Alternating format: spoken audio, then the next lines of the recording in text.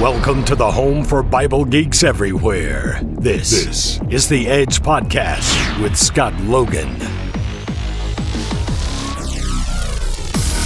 What's up, Bible geeks, and welcome to the Edge Podcast. I'm your host, Scott Logan, and in the case that there's been some kind of worldwide calamity this week, I don't want you to think that I'm oblivious to it. This show is actually a little more pre-recorded than normal. Normally, when the Edge Podcast comes out on Friday, it's only a day after I've recorded it, so I'm usually pretty aware of the current events going on in the world at the time of the release.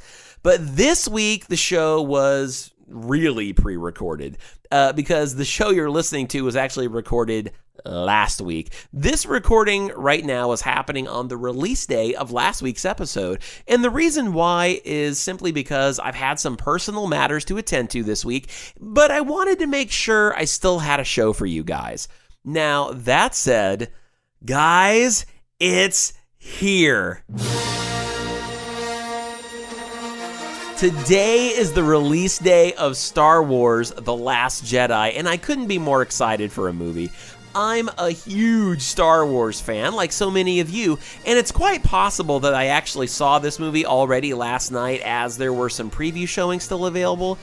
So again, as this particular show is very pre-recorded, I have no idea if I've seen it yet or not as far as the time when you're hearing the show.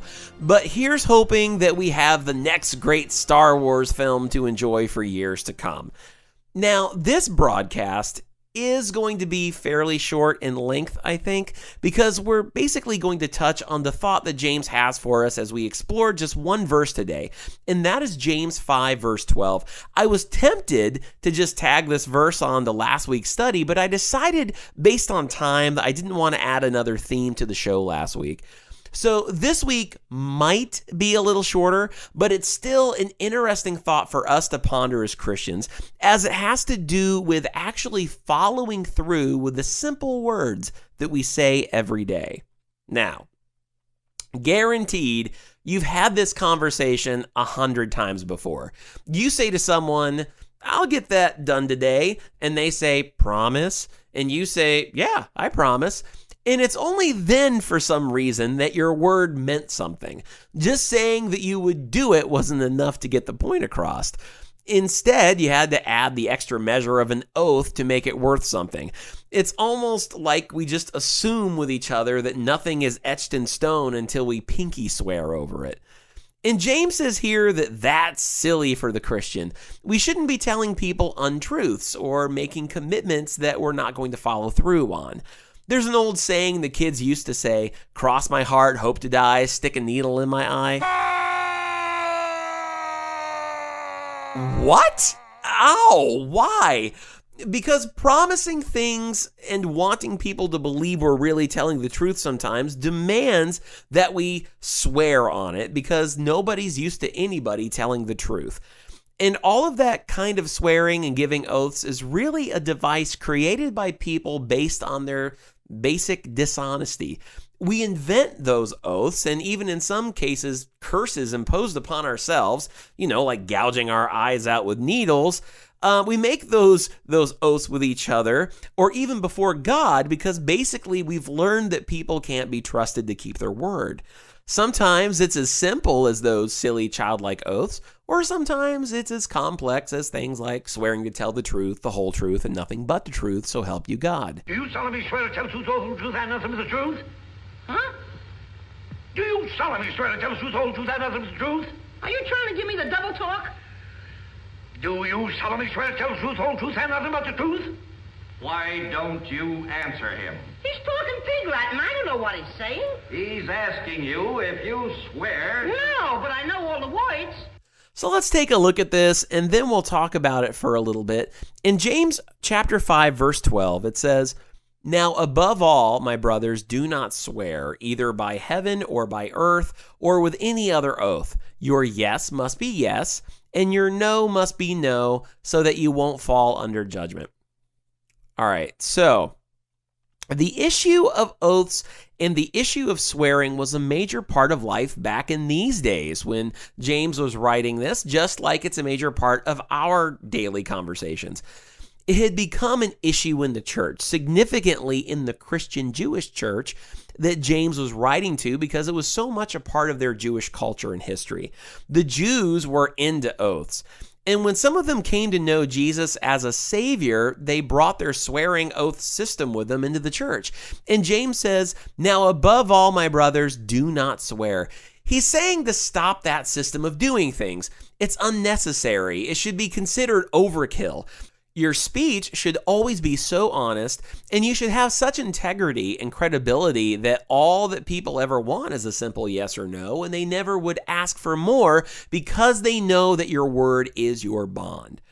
It's good enough by itself. That's the way it ought to be in the church, where we speak something and everyone knows that it's absolutely true and we're going to stand behind it. Of course, we live in a world of lies. I've said this before on the show, but our whole world system is built on lies. If everybody's secrets came out and we all started telling the whole truth, we'd probably be in another world war because it's all built on lies. And of course, the reason why is because it reflects its father, who is Satan, who is the father of lies. And in general, what James is saying is, please be different. Please be a people whose simple yes and simple no is enough. Let's break this down a little more and understand its full importance, because even James, in his wording, brings out the significance of this verse. He says, "Now, above all, my brothers, do not swear." And this wording is important. James starts to move on to a new topic here, and it's interesting how James says, above all, because what he does is bring distinctiveness to this statement, as if this were the most important thing that he has to mention, which is really no surprise since this topic has to do with speech, and James has brought up speech in every single chapter of this book so far. In James 1, he said in verse 26, "If anyone thinks he is religious without controlling his tongue, then his religion is useless and he deceives himself." In James 2, verse 12, he said, "Speak and act as those who will be judged by the law of freedom." In chapter 3, the first half of the chapter was totally about controlling your tongue. In chapter 4, verse 11, he said, "Don't criticize one another, brothers. He who criticizes a brother or judges his brother criticizes the law and judges the law. But if you judge the law, you are not a doer of the law, but a judge." So now we're in 5. And we're back on the topic of what we say again, which is a huge issue to James, especially in a book where it's been one thing after another to test the authenticity of our faith and what comes out of our mouths. The words we use and how we use them are a direct representation of what's in our hearts. Our speech is a vital point of spiritual reality. It's also a vital point of spiritual control. It's an indicator of our spiritual state. James said the words above all because he wants us to remember that the most revealing outward reflection of the reality of our spiritual state is our words, our tongue. We sin more with our tongue than any other way. You can't do everything. I mean, you really can't do every sin, but you can say anything. Sin is more exhibited out of our mouths than any other way. So James says, "Now above all, my brothers, do not swear." And he gives us the definition of what he means when he says, "either by heaven or by earth or with any other oath." So this isn't swearing like we might think of when we're thinking of profanity. If you've been listening to the show for a while, you might remember that we talked about profanity last season when we were in Ephesians chapter 4. But that's not what James is talking about here. He's talking about making promises or oaths. And really, James is targeting something here that was very much a part of Jewish culture and also Greek culture too. Younger people don't use this statement, let alone have they probably even heard of it before. I only have heard it because I have some older people in my life who did use it, but it's the saying, "by Jove." Jove was a Greek god, and when the Greeks wanted to swear, they swore by Zeus or by Jove. Now, the Jews had developed a very complex system of swearing, and it came into church life with these Jewish believers. But where did it start? Well, to find out, first let's cue up the educational music for a quick lesson in the theology of promises. The word oath in the Hebrew is the word shebuah. Do you understand the words that are coming out of my mouth? It means to swear. The Greeks used the word horkos, which means to bind or strengthen. In other words, you strengthen your word by swearing by some higher authority. And an oath or swearing had three parts. It was attesting to the truth, calling for God to witness, and thirdly, invoking God's punishment if you violated your word. To say, I swear to God, meant I want you to know I'm telling the truth, I want God to witness I'm telling the truth, and I want God to punish me if I'm not telling the truth. Very serious stuff. You're invoking the curse of God on you if you lie in an effort to try to convince somebody that you're really telling the truth. And in those days, when there weren't contracts and there weren't the binding kinds of authoritative documents and courtrooms to enforce them, and all of that stuff that we have today, it was very important that people be trusted. And if a person said, look, I promise you I will hold your money, and the other guy said, boy, I hope you do it, I want you to swear to it. And the other guy says, I swear by God, may God strike me dead if I don't. That was a way in which you bound your conscience to do what you were supposed to do. And it was a very solemn thing to call God to witness and invoke the judgment of God on you if you defaulted. In the Old Testament, you'll find many men and women of God who bound themselves by oaths before God. Scripture doesn't tell us that all of that was wrong, only when it's misused and abused. In Genesis 24, verses 2 and 3, Abraham swore before God to keep his word. In Genesis 26, verses 26 to 31, Isaac did the same. In Genesis 31, 44 to 50, Jacob did the same. In 2 Samuel 19:23, David did the same. In 2 Chronicles 15, verses 14 and 15, and also in Nehemiah 10:29, Israel as a people vowed before God. In 2 Corinthians 11:31, Paul himself took a vow before God, a vow of integrity that he would do what he said. You even have in the Old Testament occasions when God called for this. Exodus chapter 22, verses 10 to 13, it says, when a man gives his neighbor a donkey, an ox, a sheep, or any other animal to care for, but it dies, is injured, or is stolen while no one is watching, there must be an oath before the Lord between the two of them to determine whether or not he has taken his neighbor's property. Its owner must accept the oath, and the other man does not have to make restitution. But if, in fact, the animal was stolen from his custody, he must make restitution to its owner. If it was actually torn apart by a wild animal, he is to bring it as evidence. He does not have to make restitution for the torn carcass. In other words, if you give an animal to someone and due to no fault of that someone, the animal is lost, you have to swear before God that you'll require nothing back from that man. Please leave your name and phone number after the beep. Good afternoon. My name is Anthony, and I'm a representative from Bethlehem Consumer Financial Services and Animal Collections, and I'm calling regarding your stolen 2-year-old adult male ox. That's just a few mentions in the Old Testament. In Deuteronomy 6, verse 13, it said, fear Yahweh your God, worship him, and take your oaths in his name. Now, here's the real issue. All those oaths in the Old Testament that were legitimate were men at very solemn occasions. Not every day and not every week and not every month, but at very solemn occasions in their life, wanting to confirm their word to people who basically didn't trust other people. They invoke the name of God as a witness to the truthfulness of their word and to stand in judgment on them if they didn't uphold it. And God says in Deuteronomy 6:13, fear Yahweh your God, worship him, and take your oaths in his name. A legitimate Old Testament vow was for a very solemn occasion and invoked the name of God alone. In Numbers chapter 30, verse 2, it says, when a man makes a vow to the Lord or swears an oath to put himself under an obligation, he must not break his word. He must do whatever he has promised. So if you make a vow in order to prove your truthfulness and you invoke the name of God, you are bound to keep that vow. You better be serious. If you broke it, you violated the third command about taking the Lord's name in vain. So you don't throw God's name around frivolously. You don't invoke the name of God to bind yourself to truthfulness, to convince someone else you're telling the truth, and then violate that vow. Of course, God knew that men were liars.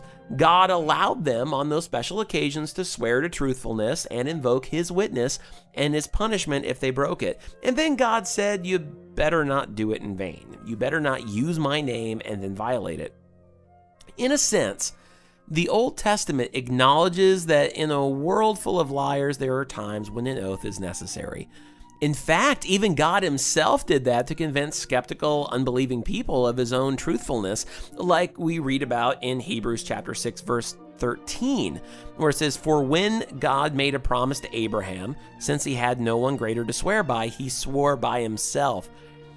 A phrase used several times in the Old Testament was, "As I live," the declaration of the Lord God. That is God swearing by himself. So why would God do that? Well, he did it because he condescended to men who were liars, and he used a means that they understood to bind himself to truth in their eyes, so they would know he was serious about what he said. God didn't make oaths because he needed to. He did it out of love, because he understood how fallen humanity depended on it. He condescended in grace to set an example of integrity on terms they would understand. God took oaths on several occasions. Genesis 9, he took an oath never again to destroy the world by water. In Luke 1, he took an oath to send a redeemer. In Psalm 16, he took an oath to raise his son from the dead. In Isaiah 49, he took an oath to bless and preserve the nation of Israel.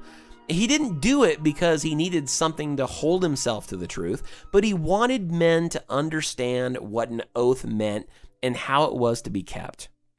Okay, so the point is that at a serious point in time, a serious moment, invoking the name of God to affirm your truthfulness was allowed.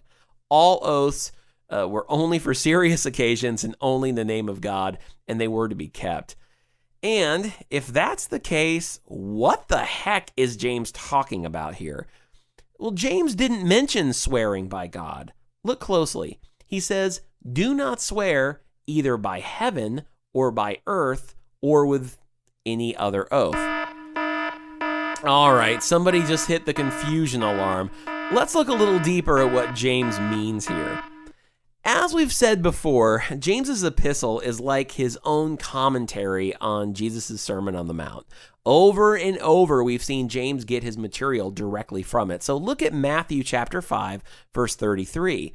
Here on the Sermon on the Mount, Jesus is confronting the Jews about their sinfulness. He's literally taking their self-supposed spirituality and slicing it up into pieces. And one of the things that he speaks to them about is this matter of swearing or making oaths.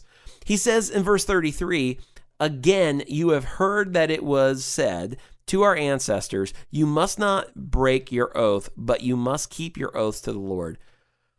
Now, that is a formula for rabbi tradition. That's not referring to the Old Testament. That's referring to rabbi tradition. In other words, your tradition says you must not break your oath, but you must keep your oaths to the Lord. That's what their tradition said, which sounds okay, but there's something hidden in it. You must keep your oaths to the Lord. That's the point. In their eyes, if I make a vow and I swear to something other than the Lord, I can break it. That's how liars think. You, sir, are a liar. Liar, liar, your pants are on fire! Kind of like the old idea of crossing your fingers when you say something, you cross your fingers behind your back. You could say, yeah, but my vow didn't count. I had my fingers crossed. You see, if you want to lie, but you want to convince people you're telling the truth, then you make a vow.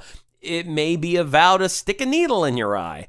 Now, the Jews figured, well, you must keep your oaths to the Lord, so in daily conversation, they would swear by heaven by saying, I swear by heaven. The Jews would say, I swear by Jerusalem. I swear by the temple. I swear by the altar in the temple. I swear by the veil. I swear by my own head. That was evasive swearing. It was intended to hide their lying hearts. And then Jesus went on to say in verse 34, "But I tell you, don't take an oath at all, either by heaven, because it is God's throne, or by the earth, because it is his footstool, or by Jerusalem, because it is the city of the great king.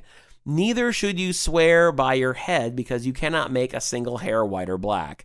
But let your word yes be yes, and your no be no. Anything more than this is from the evil one." Now, some of these guys were really sly. They had this way of meandering all over everywhere, getting close to things that related to God and thinking because they swore by heaven, by earth, by the temple, by whatever that they could, they didn't have to use the name of God, so it wasn't sin.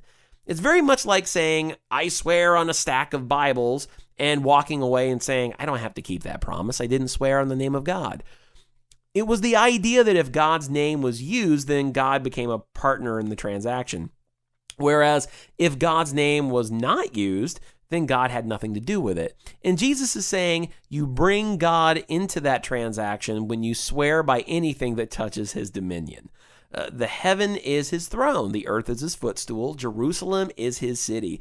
A man's head belongs to him, not a man. There's nothing in the world you can touch that doesn't belong to God. Now, there are things that we pledge oaths to which are godly. When we take our marriage vows, we are doing that. We make a vow before a living God that we're going to be committed to our spouse. There are pastors who get ordained who take oaths at that ordination. These are those solemn occasions that we were talking about earlier.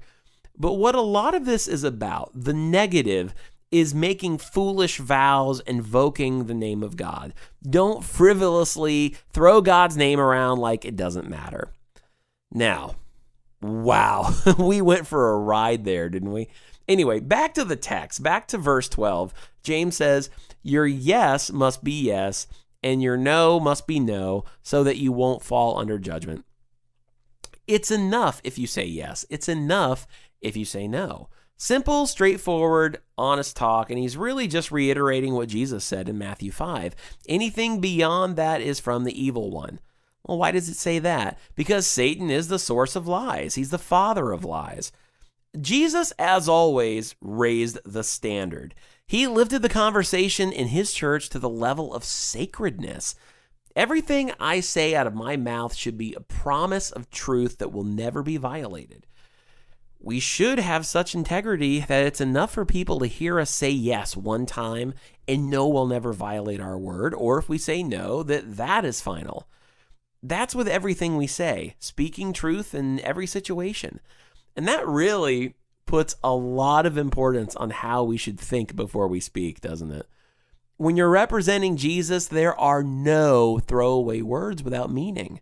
For someone like me, who I confess, I've said it before here on the show, my words are what have always been my source of trouble. Those are the things that get me into trouble. This makes me want to fall to my knees and thank God for his everyday grace in my life.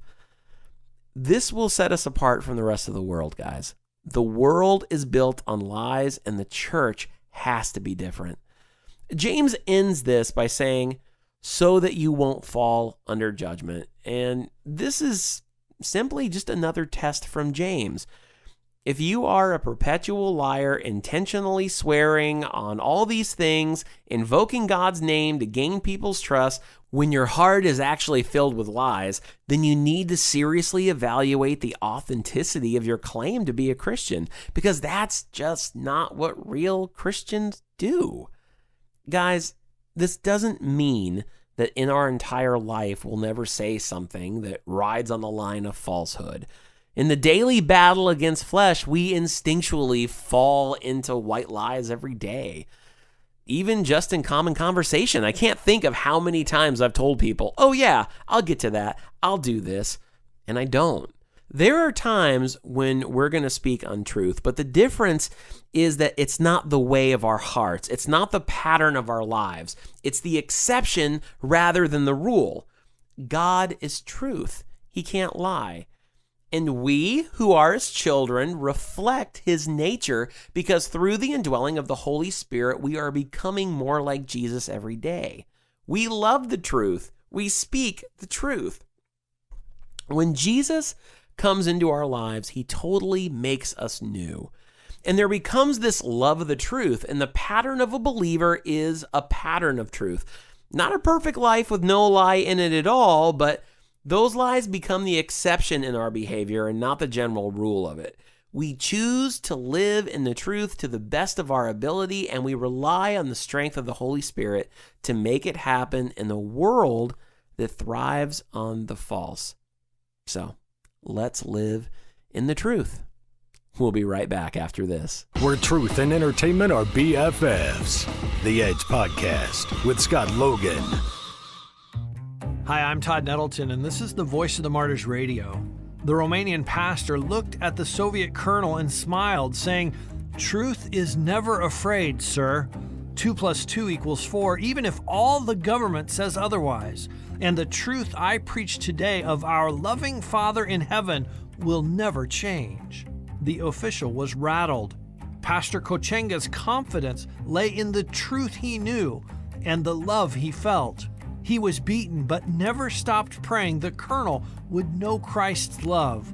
Though he only preached it once before his death, his sermon echoes loudly even today.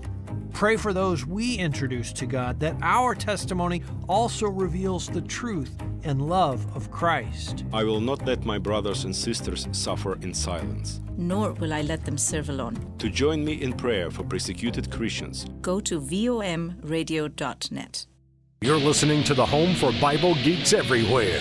This is the Edge Podcast with Scott Logan. Bible geeks, I can't believe I'm saying this, but next week is the final episode of the Edge Podcast for Season 2. We didn't spend as much time in James as we did in Ephesians, but James was also a fairly practical book about how we as Christians should live every day, while Ephesians was filled with a lot of deep theological wonder. And there were times, I think, in Ephesians where we were in one chapter for like over a month. Anyway, I can't thank you guys enough for going on this journey with me, and I can't tell you just how much it means to me to be able to build our small community of Bible geeks. This is not a well-known podcast with a huge following. As of this recording, this show probably has a steady couple hundred people who listen to it, and they are all at different points of catching up with the entire series. I'm not a trained seminary student. I'm just a guy who has a love for theology, and I've had that love for theology for a very long time, and I love sharing my love of it to those who will love it with me. This is and always has been a Bible appreciation show where we geek out on the Bible. Now, next week we're going to finish James, and it's going to be the final episode of Season 2.